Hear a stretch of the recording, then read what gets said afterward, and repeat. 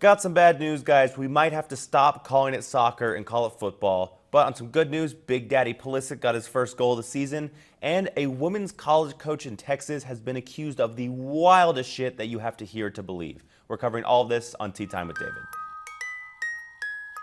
Welcome back to Tea Time, and you heard it here first. I might have to stop calling it soccer. You bastards in the comments, I know you're excited that I might have to call it football. And the reason is because the U.S. women's national team has lost 2 in a row for the first time in half a decade. You have to go back to 2017, and the worst of all, they lost to England. On Friday, they fell to England 2-1. This is not good. We cannot go 0-2 against England this year because, listen, I had a hunch the men were going to blow it, but my fallback, my rock, my always there for me U.S. women's national team has blown it. Also, we just need to talk about how crap this call was for offside in the U.S. women's second goal. Oh, my God, bro. Oh, hell no, man. What the fuck? So it was a very disappointing loss at Wembley to England.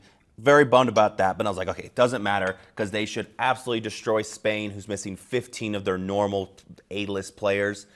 And then the U.S. women just dropped a goose egg against Spain. Shout out to Spain. They looked pretty good for being their B team, and that second goal was sensational. Is it time to panic for the U.S. women?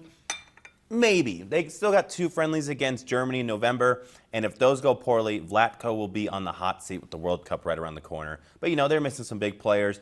Still disappointing to lose 2 in a row, though, especially to Spain's B team. Got to be better than that. Moving on to Americans abroad.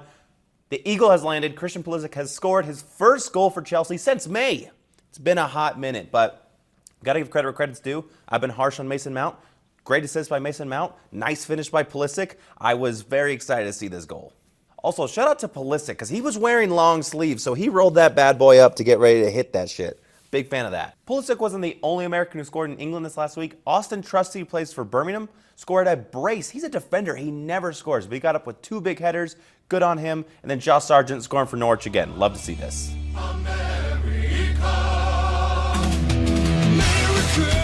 fuck yeah, coming again to save the motherfucking day, yeah, America, fuck yeah, freedom is the only way. I guess we will still call it soccer. We're going to finish up Tea Time by covering an absolutely crazy story of a women's college soccer coach in Texas. She is on paid administrative leave right now. Her name is Carla Tejas. Shout out to Kayla Smith. She is the reporter who broke the story, and it is nuts. So let's just read some of these allegations, shall we?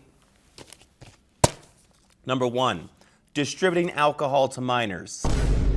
Number 2, kissing members openly of the men's soccer team. Number 3, after being arrested for a DWI in September, she asked players to pay her bail. Moving on. Apparently, she brought in a player from Uruguay who might not even go to the school. Doesn't even know she's attending classes and doesn't have a dorm. Moving on. Encourages her players to foul and injure opponents.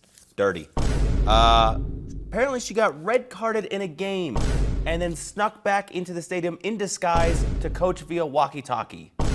What the hell, man? And the best part about all this is if you want to, you can go on Spotify and listen to 48-minute podcasts that she features on talking about building team culture and community.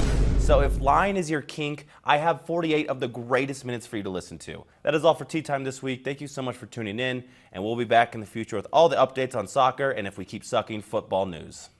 Hold on, let me just slam this.